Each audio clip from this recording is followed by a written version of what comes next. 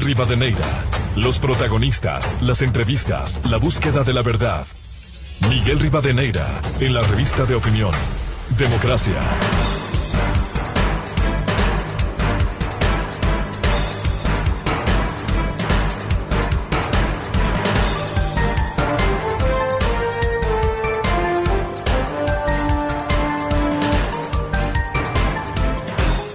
Siete 43 minutos en el territorio continental ecuatoriano, buscando la verdad en la revista de opinión Democracia, y con el clamor nacional por el diálogo por la paz, no más violencia en el Ecuador. Hay que terminar estos actos criminales, vandálicos, que se han metido en esta protesta. Por legítima que sea la demanda del sector indígena, no se pueden hacer tomas de servicios básicos, subestaciones eléctricas. En Ambato fue criminal contaminar el agua de consumo humano. Por favor, ¿qué está pasando en el Ecuador? Basta de estas acciones criminales, vandálicas, afectando al sector petrolero. Precisamente queremos saludar al señor gerente general de Petroecuador, ingeniero Ítalo Cedeño. Quisiera empezar este diálogo, que usted nos explique, ingeniero Cedeño, un gusto verlo a los años.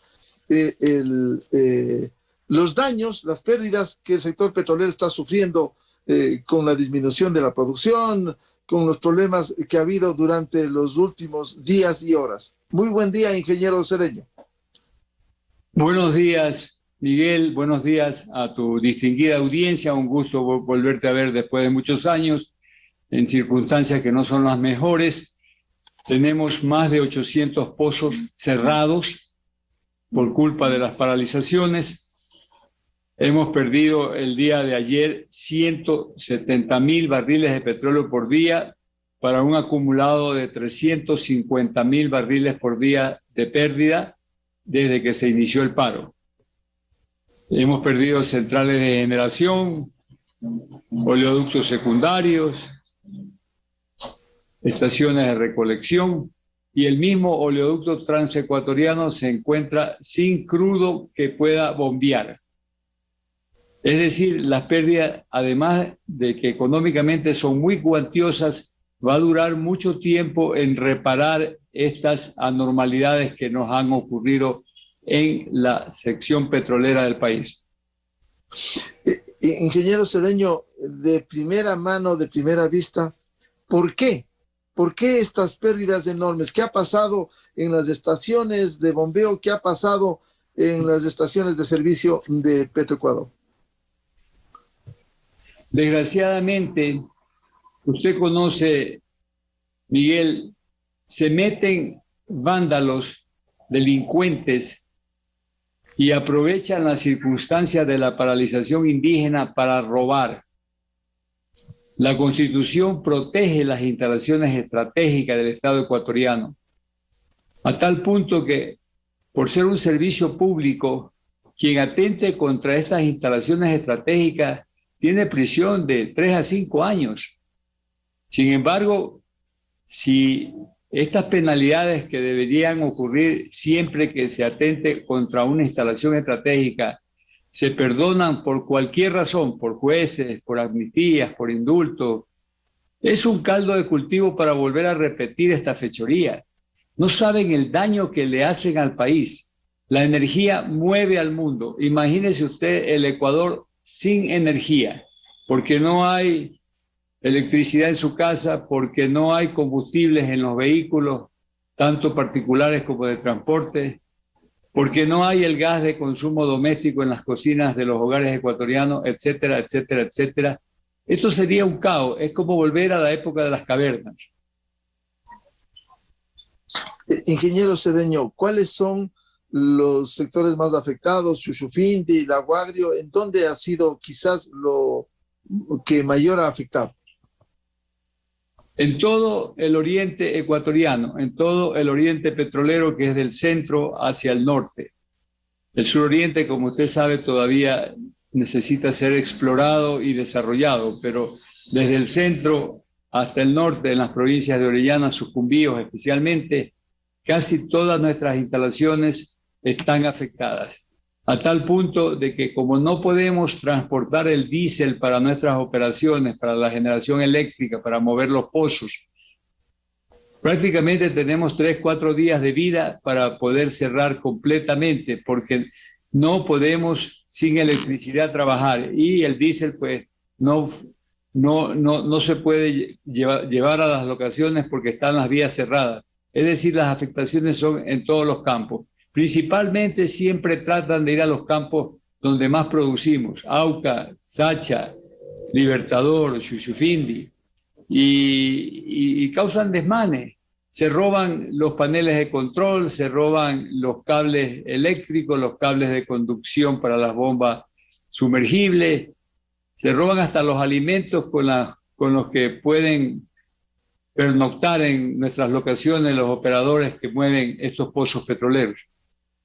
¿Y qué ha pasado con la protección de estas estaciones, estas reservas básicas, sectores estratégicos? ¿Qué ha pasado? Fuerzas Armadas anunciaron que estaban protegiendo a los sectores estratégicos. ¿Qué ha pasado? ¿Cómo ingresan? ¿Cómo han hecho? Estamos muy dispersos en el oriente. Son distancias de cientos de kilómetros entre un bloque y otro. Y jugamos como al gato y al ratón. Apagamos el incendio en alguna locación y se meten en otra. Se meten en la madrugada, hordas que con la influencia del alcohol y tal vez hasta de drogas, son supermanes, atacan a nuestros operadores, los vejan, se meten a operar instalaciones que son muy delicadas, muy sensitivas a cualquier mal manejo. Puede volar una instalación, un pozo petrolero incendiado, no lo apaga nadie porque tiene el influjo del combustible, que es el petróleo, desde el subsuelo permanentemente. Estos pozos, cuando entran en fuego, son apagados por gente con mucha experiencia. Usted tal vez vio los pozos en Kuwait cuando Irak se retiró incendiando los pozos. Cada pozo tiene que ser apagado con el selenito tolueno que le quita el oxígeno al aire al originar una explosión. O sea, no son instalaciones fáciles. A veces accionar una válvula y cerrarla puede hacerlo cualquiera, o tal vez inclusive apagar un generador eléctrico. Pero ya cuando se meten con pozos petroleros, estamos hablando palabras mayores. Son gente que ha estudiado, ha especializado en esto y sobre todo tiene mucha experiencia, porque no podemos apagar los pozos por manos extrañas. Tenemos que hacerlo nosotros mismos ante la presión que hacen estos vándalos. Siempre van a los sitios donde mayor producción tenemos. Por eso le decía que ya estamos perdiendo en este momento 170,000 barriles por día.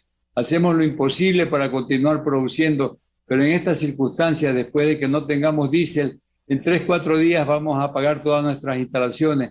¿Y qué le pasará al país si no tiene combustible? Si no tiene combustible, que es la sangre del país, imagínese lo que puede pasar. No solo que dejamos de exportar petróleo, que es un crimen a estos precios internacionales muy altos, dejar de exportar petróleo, sino que no vamos a tener petróleo para la refinería Esmeralda. Y al no tener petróleo para la refinería Esmeralda, no tenemos los combustibles que el país necesita. Esto es un caos.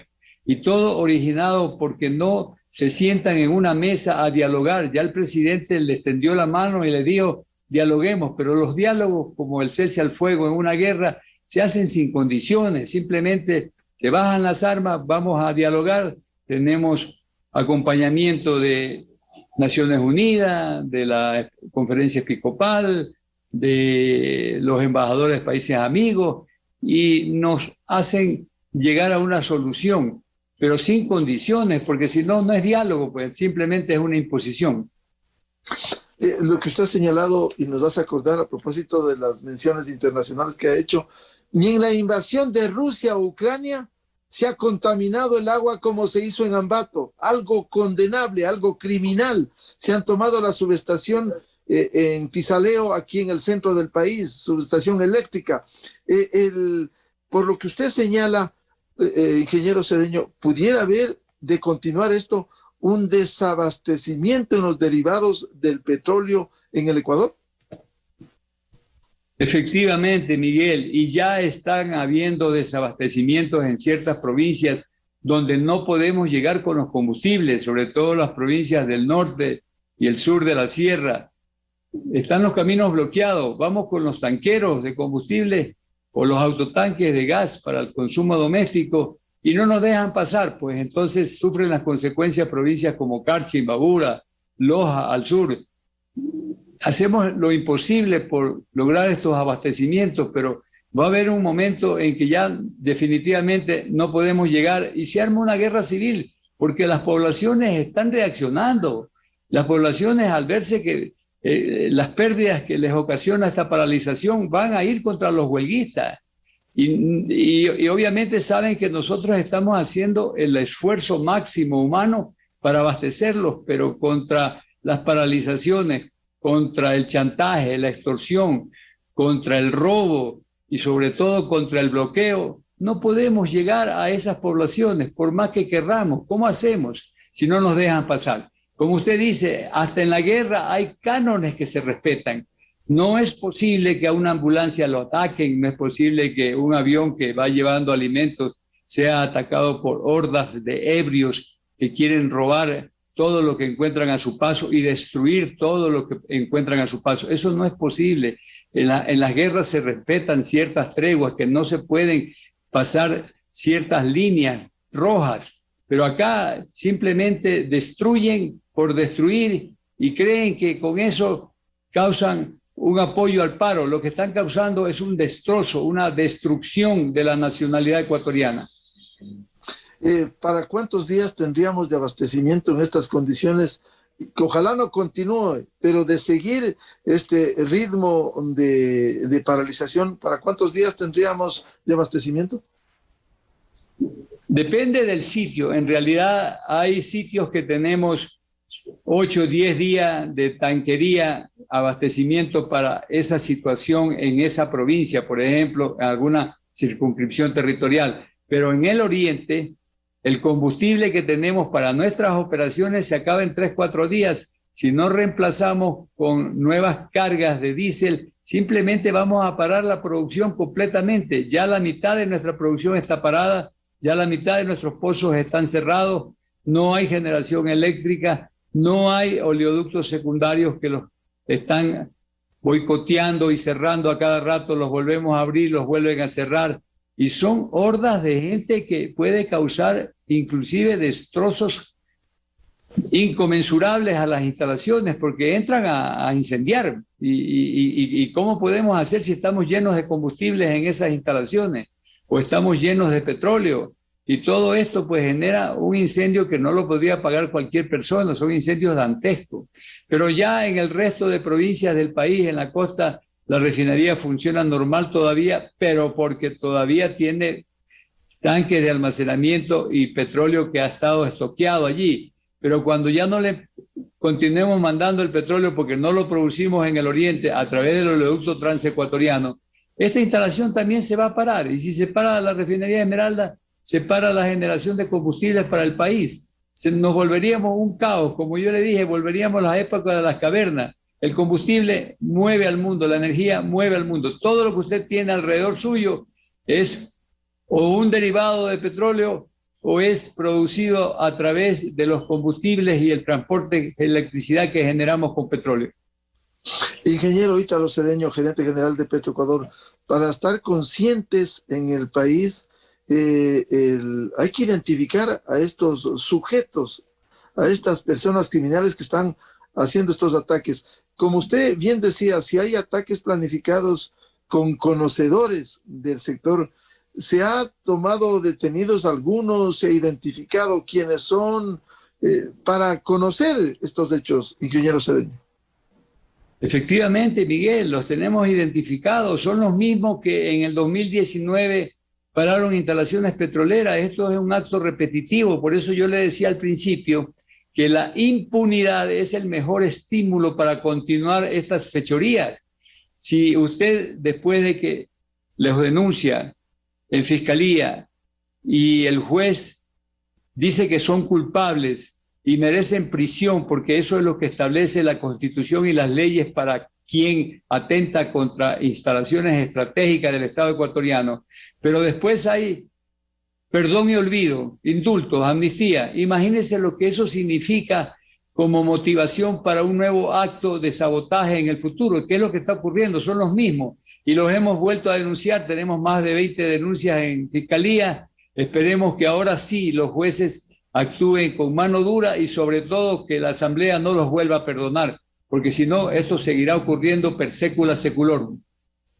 ¿Hay detenidos de estos hechos ocurridos en las 2 semanas? Aunque usted no lo crea, todavía no hay ningún detenido. Estamos identificados, sí, identificados, pero no identificados y denunciados. En fiscalía, denunciados. Nosotros tenemos un acto que se llama un acto urgente para que el movimiento de estos casos sea acelerado. Pero desgraciadamente, y están identificados, pero desgraciadamente la justicia es muy lenta. Pero cuando ocurra, que por favor, si ya son condenados, que paguen su condena, porque de otra manera la impunidad es un caldo de cultivo para continuar haciendo estas fechorías. Consecuentemente, estos hechos han continuado día a día. No ha habido pausa frente a estas incursiones en la madrugada para seguir dañando la operación del sector. Usted lo tiene claro, así está ocurriendo. Igual que en el resto del país, a pesar de que las Fuerzas Armadas, la policía nos acompañan, no es suficiente cantidad de efectivos militares y policiales para toda la región en la que estamos trabajando. Es increíblemente extensa. Son cientos de kilómetros entre estación y estación, entre diferentes campos petroleros. Entonces no se dan abasto para contener a todas estas hordas embriagadas y con una mala fe de dañar instalaciones que son del Estado ecuatoriano. A mí me duele mucho, sinceramente, porque cuesta bastante construir una de estas instalaciones para que vengan 3, 4 desadaptados y las destruyan en un solo momento. Eso no es posible. Después, reactivar toda esta industria petrolera va a costar trabajo. No solamente a nosotros, sino también a las empresas privadas que nos acompañan en esta explotación de hidrocarburos. ¿El sector privado también se ha visto afectado en la operación de los pozos? Prácticamente están parados porque no tienen combustible igual que nosotros, porque sufren los atentados a sus instalaciones y a sus operadores, porque son muy frágiles igual que nosotros y están expuestos a todas estas fechorías. Esperemos que muy pronto se solucione. Yo creo que la única solución, el único camino es el diálogo. Eso en todas partes. Hasta en las peores de las guerras se ha visto que en una tregua pues simplemente se bajan las armas y se impone un diálogo para llegar a alguna solución constructiva. Pero esto ya ha rebasado todos los límites. El país va a sufrir consecuencias económicas muy grandes por todas estas pérdidas que estamos teniendo. Se ha afectado también las exportaciones en un momento en donde el precio del petróleo está arriba. Todavía no, pero obviamente que se van a afectar. ¿Por qué? Porque nosotros no tenemos suficiente petróleo en los tanques de almacenamiento para continuar con las exportaciones conforme fueron programadas. Por eso hemos decretado fuerza mayor y no sufrir mayores penalidades, porque en todos estos contratos hay penalidades cuando uno no embarca en las ventanas para los cuales los buques fueron asignados. Entonces, estas exportaciones en algún momento vamos a tener que pararlas con el crimen de no producir y exportar petróleo a los precios actuales. Es una lotería lo que tenemos con precios internacionales muy elevados, encima de $100, y no poder exportar, ya no por causas naturales, porque si fuera una causa natural, por ejemplo, la erosión regresiva que ocurrió en el río Coca, algún terremoto antes en la zona del Reventador, algún tsunami, bueno, uno entiende las causas naturales, pero la fuerza mayor está dada por causas humanas. Eso no deberíamos permitirlo. Es un perjuicio inmenso no poder exportar petróleo a los precios actuales. Pero además tenemos que hacerlo porque el poco petróleo que nos vaya quedando tiene que servir para la refinación, para el consumo interno. Entonces, el que está en el tanque no puede ser exportado ese barril para dárselo a la refinería y que produzca el diésel, el LPG, las gasolinas que necesita el consumo nacional. Si bien usted decía, ingeniero Cedeño, no se ha logrado detenerlos a estos criminales, no tienen otra palabra, se podría, pero si han sido identificados, ¿qué son? ¿Nacionales, extranjeros, son nativos? ¿Quiénes son los que están haciendo este inmenso daño? Son en su mayoría políticos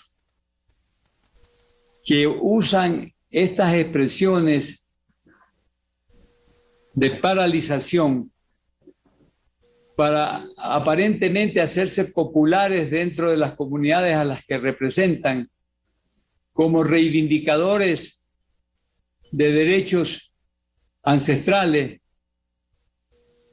y utilizan estas armas dañando las instalaciones petroleras para robar, porque también roban, se llevan cables, se llevan computadores, se llevan generadores, se llevan todo lo que encuentran a su paso, incluidos los alimentos de los operadores.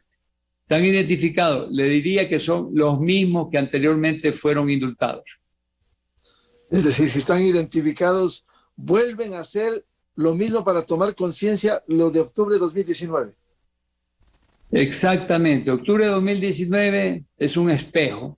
Está volviendo a ocurrir porque no hay penalización.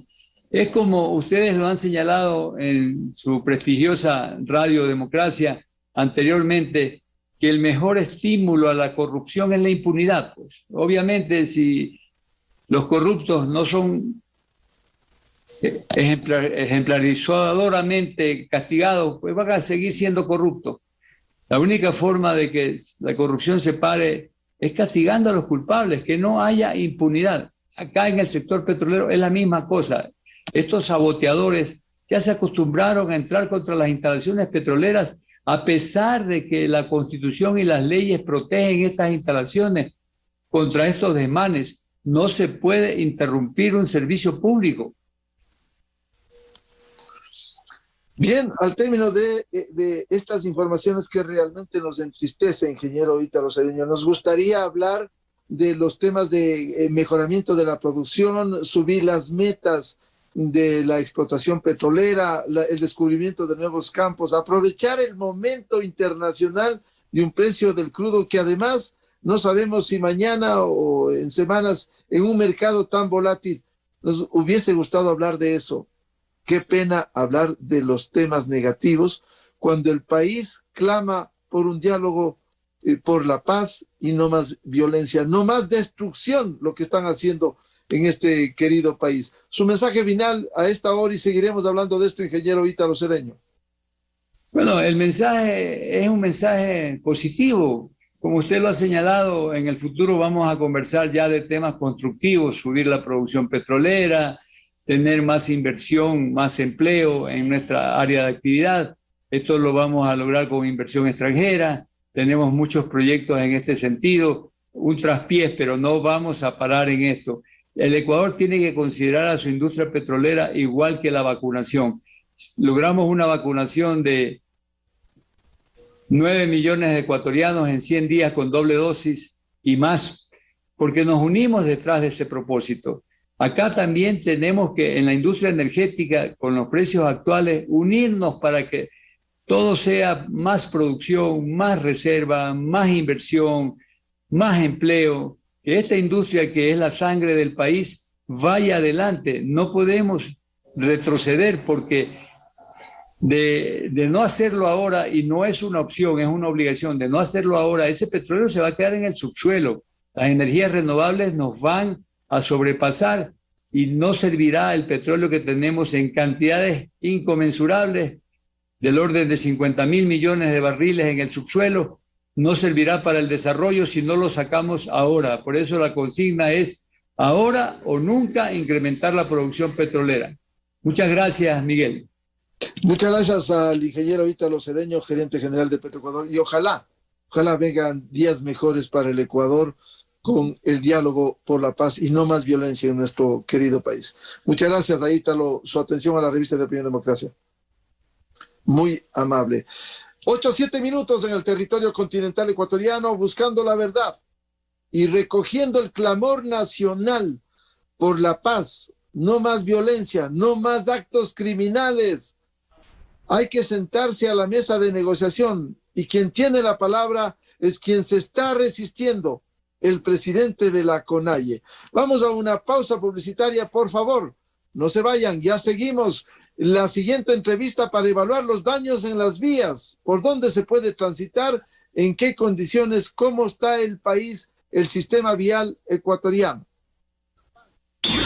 Miguel Rivadeneira en la revista de Opinión Democracia. Le preguntamos a nuestra audiencia, ¿qué diría tu cartel? Mi cartel diría paz e igualdad para todo el Ecuador. Chicos, mi cartel